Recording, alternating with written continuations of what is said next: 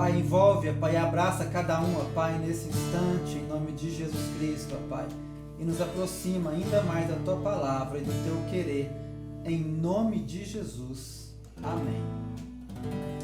Preciosa ovelha, deixa eu chegar mais próximo aqui da câmera, porque assim eu fico achando que eu estou mais próximo de você, já que estamos só juntos virtualmente. Hoje era o dia em que nós iríamos celebrar a ceia do Senhor.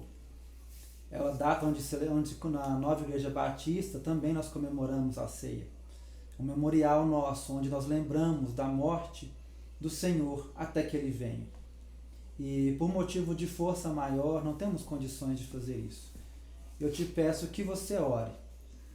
Que você ore ao Senhor para que esse tempo se abrevie.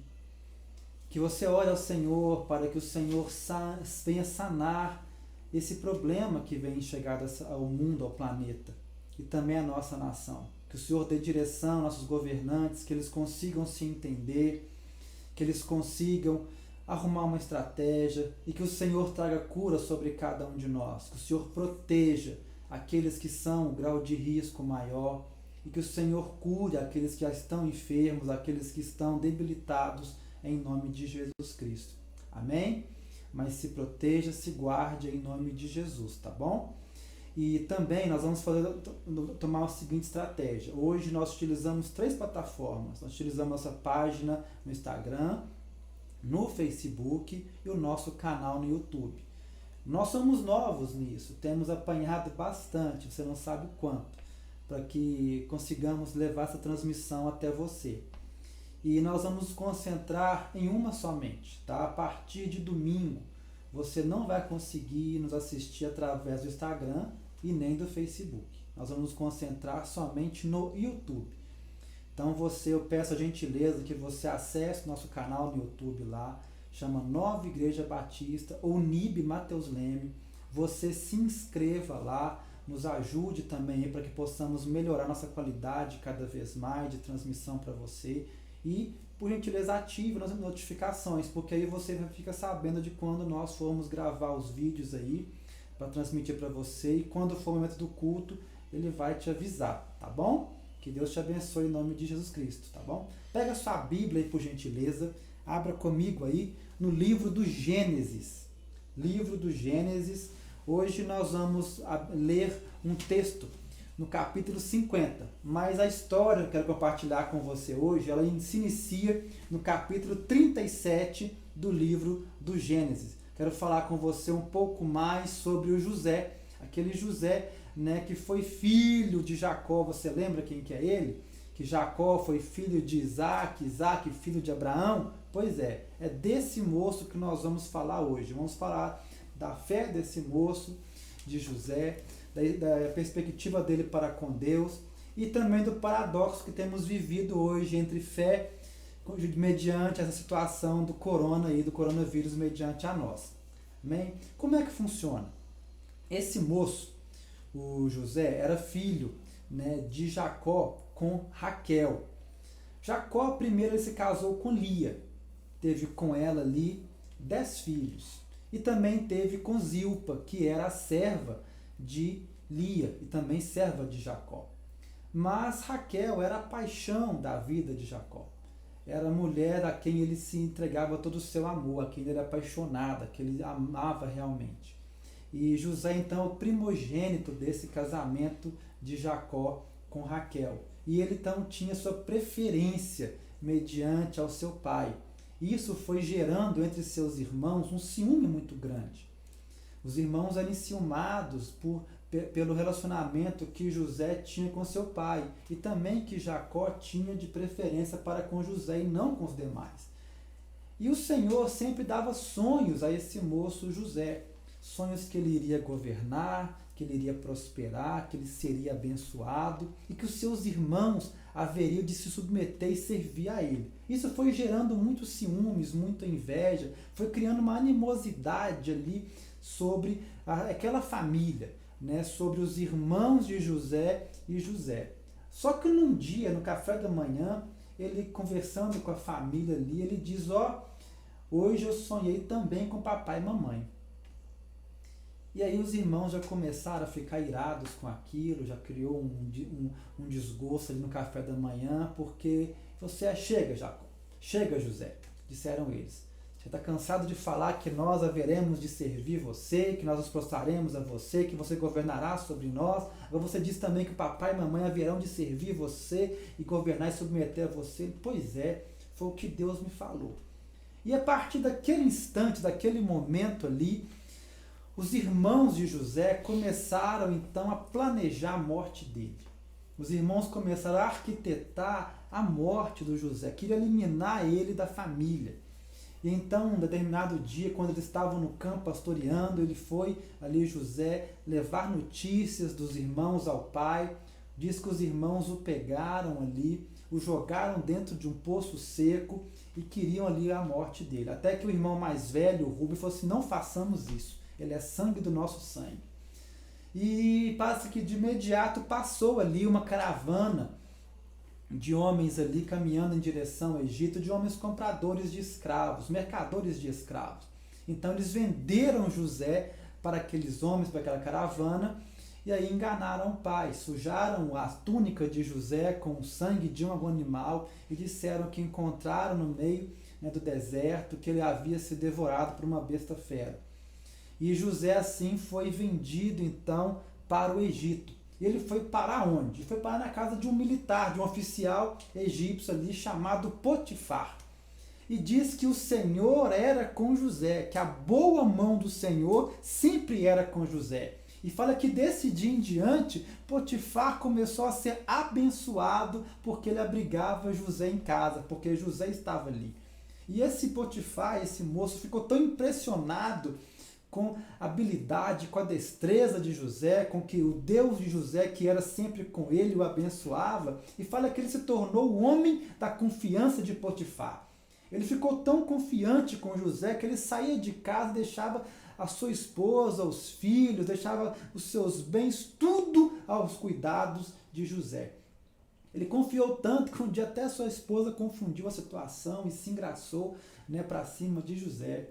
Mas José, ele tinha um Deus a quem ele servia, um Deus a quem ele era fiel. E ele diz à esposa de Potifar: a senhora não é minha esposa, a senhora é esposa do Potifar. Eu não posso fazer isso com meu Senhor, nem com a senhora, e quanto mais com o meu Deus. Aquela mulher irada com a situação, né, o engana, inverte a situação, diz ao marido que ele havia tentado violentar, e José então é levado à prisão. Ele é condenado ali à prisão. E José sempre sabia que Deus estava com ele. Ele tinha essa consciência disso. E mesmo ali prisioneiro, ele intercedia ao Senhor, ele adorava ao Senhor, ele louvava ao Senhor. E aquele homem foi tão honrado ali onde que ele estava, que ele tinha ali acesso agora, ele se tornou então um preso que se tornara agora administrador do presídio. Você imagina como é que era a situação. E Deus continuou honrando José ali. E diz que um dia o faraó, né, teve os 2 sonhos. E todos conheciam como que José era um homem sonhador, que interpretava sonhos. Já na própria prisão ele interpretava um sonho de um padeiro e de um copeiro ali.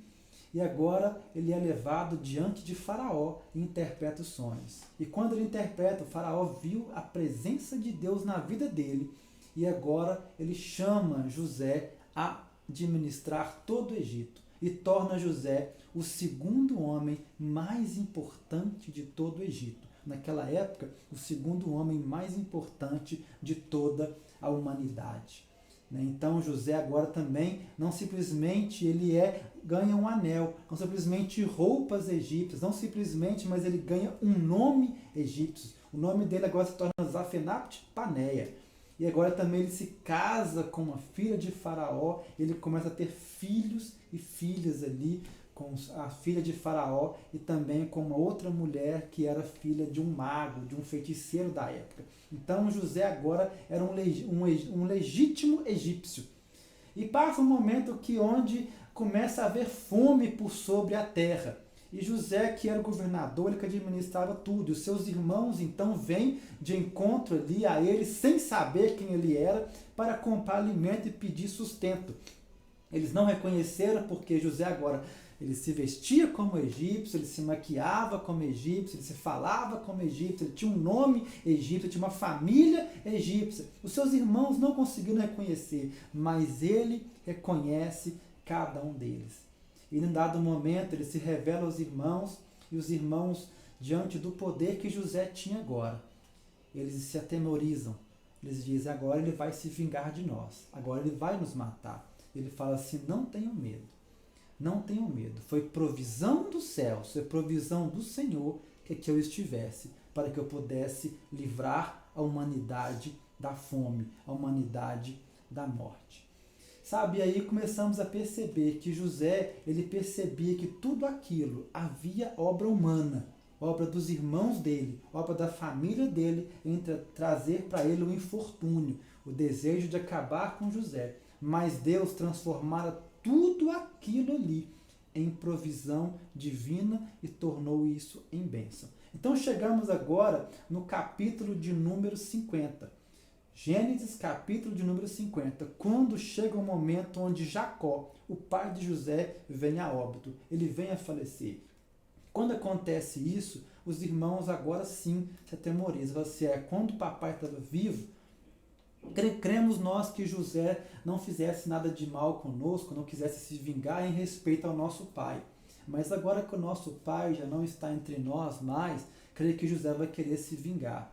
Então eles vão até José implorar o perdão dele mais uma vez e pedir que ele não fizesse nada. E é onde que eu leio, o texto de hoje para nós, que José diz aos seus irmãos, aqui no capítulo 50 do livro de Gênesis, o verso 19 em diante, onde ele diz o seguinte: não tenham medo, estaria eu no lugar de Deus?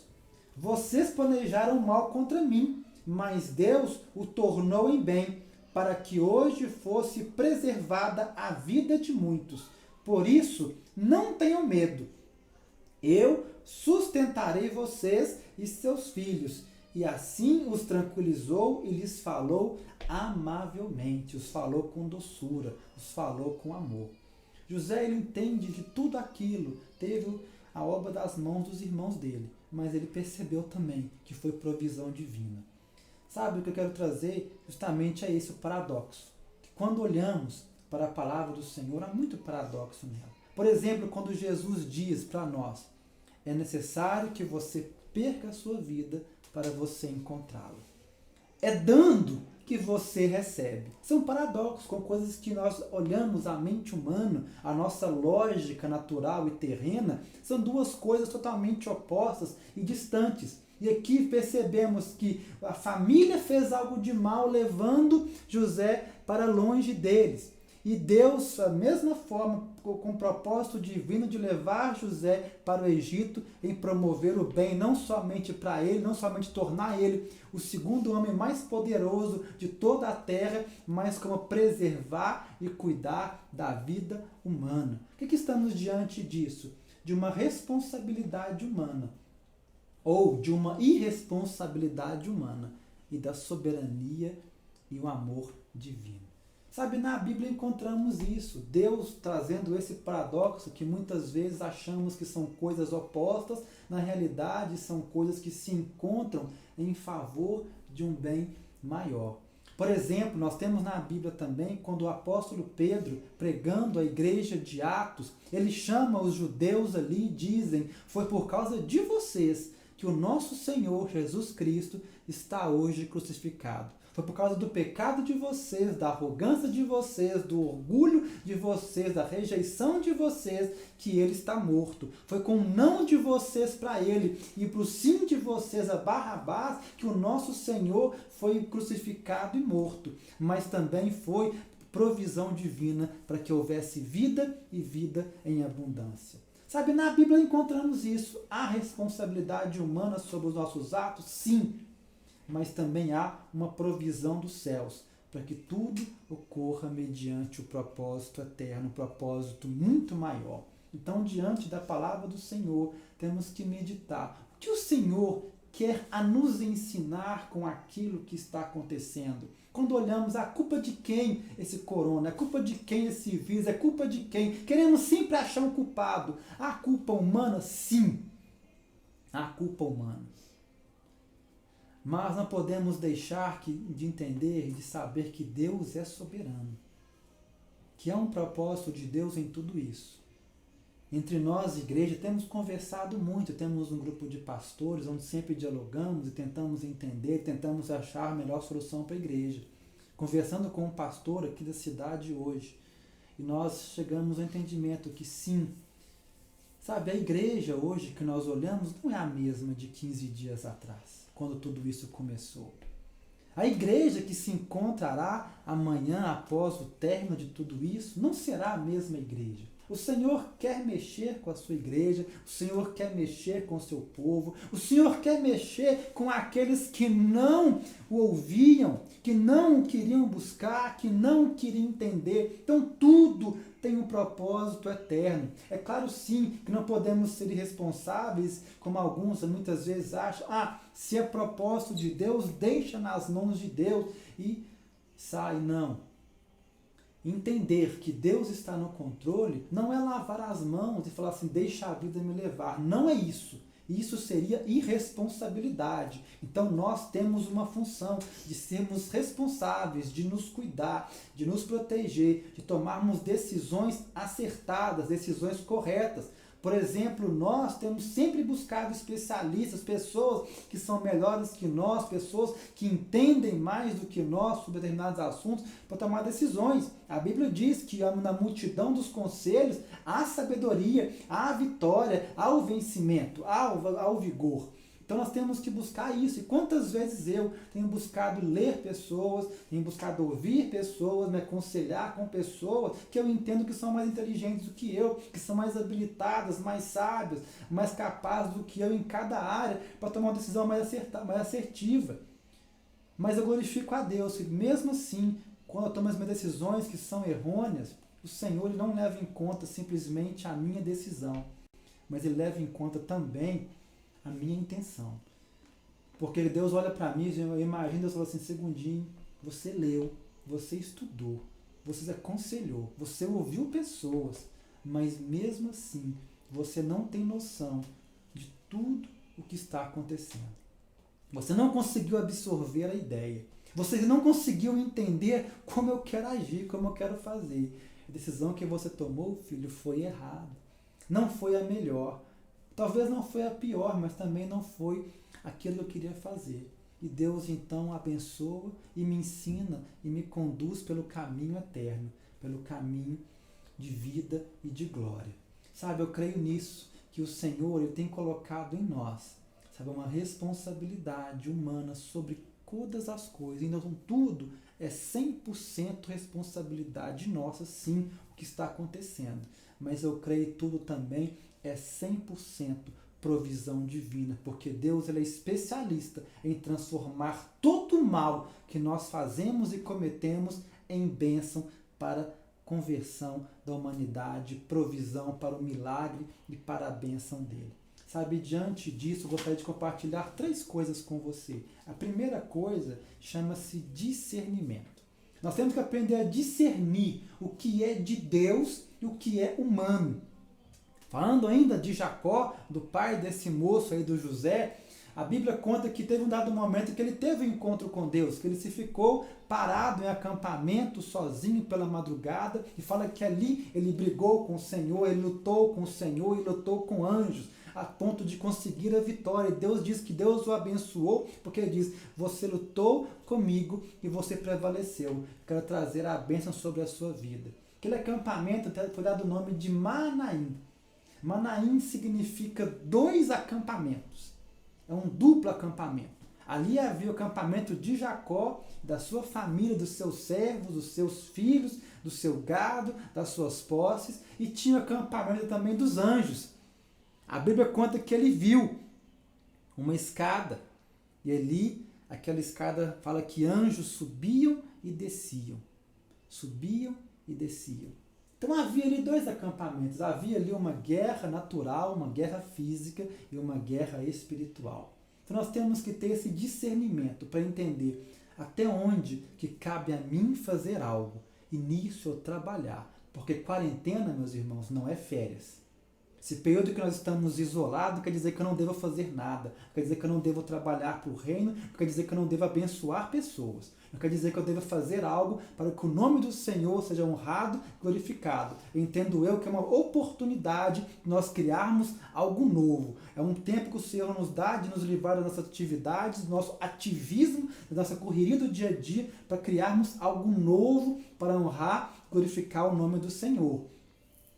Então eu entendo também que devemos entender isso, quanto é a minha responsabilidade humana e o quanto que é provisão divina, o quanto que eu tenho que aprender a descansar em Deus, aprender a entender que Deus é quem trabalha em meu favor. Amém? A segunda coisa, gostaria de colocar para você, é disponibilidade. Então temos que entender mediante esse problema.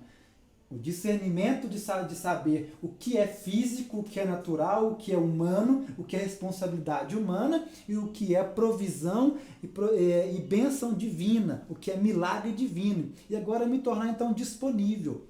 O quanto nós estamos disponíveis a abençoar vidas. O quanto estamos disponíveis para o agir do Senhor. O quanto estamos disponíveis para a voz do Senhor falar intimamente, pessoalmente a cada coração. Será que você tem dado o privilégio de ouvir a voz do Senhor? Porque a Bíblia diz que a oração é algo que você entra num quarto em secreto e deixa o Deus que está ali em secreto te ver em secreto e recompensar em secreto.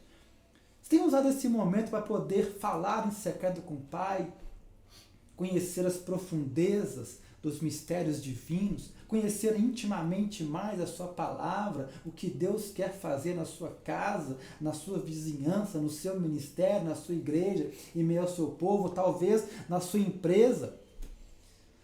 Sabe, esses dias nós temos visto como pessoas têm precisado. Essas 2 últimas semanas, nós entregamos um número de doações de alimentos e roupas talvez muito maior do que nós entregaríamos quando estávamos em atividade na igreja. A igreja tem sido proibida de se reunir por motivo de segurança, mas não quer dizer que a igreja deve parar ou deve se calar. Pessoas estão famintas, pessoas precisam de orientação. Pessoas precisam de oração, pessoas precisam de cura, pessoas precisam de ser aquecidas. Sabe, nós como igreja temos continuado o trabalho. Sabe, hoje visitamos algumas famílias que estavam ali precisando do básico para a sobrevivência. E é onde eu hoje faço um apelo para você, meu irmão, que é membro dessa casa. Você que tem condições, eu te convido hoje a dobrar as suas ofertas. Vou falar de novo. Você que tem condições, eu te convido hoje a dobrar a sua oferta. Sabe por quê? Há pessoas que não têm condições de comprar o básico para a sobrevivência. Há pessoas que não têm condições de manter a sua casa, de manter-se. Então a igreja tem que entrar ajudando e abençoando. Eu pergunto, quão disponível nós estamos? O apóstolo Paulo, quando ele escreve à igreja de Corinto, na sua segunda carta, capítulo 8, do verso 13 ao 15, ele diz o seguinte, quando ele faz um apelo à igreja de Corinto, que na época estava abastecida, ele diz o seguinte, não quero eu, não é o desejo do meu coração de sobrecarregar vocês enquanto outros são aliviados. Pelo contrário, hoje vocês estão abastecidos e podem suprir a falta de alguém, porque amanhã, quando vocês tiverem falta, outros poderão abastecer vocês. Sabe, o reino dos céus é assim, é uma abençoando o outro. O Senhor sempre nos diz que a bênção dele ela é contínua e itinerante, ela é corrente, ela passa, ela não para. Porque se ela parar, ela apodrece. Então nós temos que entender essa realidade. Muitas pessoas hoje precisam, não têm condições de nem se manter. Se você, meu irmão, tem condições disso, esteja disponível a voz do Senhor que fala com você essa noite. Se você pertence a outra igreja, eu te convido a mesma coisa, dobra as suas ofertas à igreja que você pertence, a que você congrega, para que o Senhor possa usar aqueles homens e mulheres de Deus que estão ali na liderança daquela igreja para alcançar vidas em nome de Jesus Cristo. Amém? E a terceira coisa que eu gostaria de falar com você é descanse. Descanso. Então eu falei hoje 3 Ds: discernimento, disponibilidade e agora descanso. A Bíblia fala de um Deus que nós temos, o Senhor Jesus Cristo. Ele fala assim: as minhas ovelhas, eu os dou a vida eterna. As minhas ovelhas, eu me entrego e dou a vida a elas. As minhas ovelhas, eu guardo na palma da minha mão. E fala que o meu Pai me guarda. Então você imagina você no centro da palma da mão de Deus e Deus te guardando. E vem o Pai e guarda você e o Filho. E o Espírito Santo o envolve. Sabe, quer segurança maior do que isso? Quer um privilégio maior de que ter um Deus que te guarda, te protege, te livra de todo mal? Um Deus que na Bíblia ele diz que aos seus anjos ele daria ordem ao nosso respeito, ao meu respeito e ao seu respeito, para que você não tropece em pedra alguma, mas que ele te livre de todo mal. Sabe, então aprenda a descansar o Senhor. Não permita que o medo do amanhã, que o medo de uma crise financeira venha tirar o seu sono. Não permita que o medo de uma enfermidade venha tirar a sua paz, venha tirar o seu sossego, venha tirar a sua harmonia. Mas viva em paz, viva em alegria, viva em adoração ao Senhor. Viva a sua vida, sim, com cuidado, mas com regozijo, com gozo. José, momento algum praguejou o Senhor. Mesmo quando ele ali, vendido pelos irmãos, ele diz: a boa mão do Senhor está comigo. Mesmo quando ali, ele sendo enganado, sendo mentido, indo para a cadeia, ele diz: a boa mão do Senhor está comigo. E quando ele chegou ali a ser um dos homens mais importantes de todo o universo, de todo o planeta, de todo o Egito, ele diz: a boa mão do Senhor está comigo. Então José sempre soube discernir o que era humano do que era divino, do que era espiritual. Ele soube disponibilizar-se para ser instrumento de Deus. Ele não guardou rancor, mas pelo contrário, ele usou para poder abençoar e alcançar vidas. Sabe? E José sempre soube descansar no Senhor. Que você, meu irmão, minha irmã, aprenda a descansar no Senhor, em nome de Jesus Cristo. Que Deus te abençoe, que Deus te guarde, que Ele te encontre em nome de Jesus Cristo. Amém?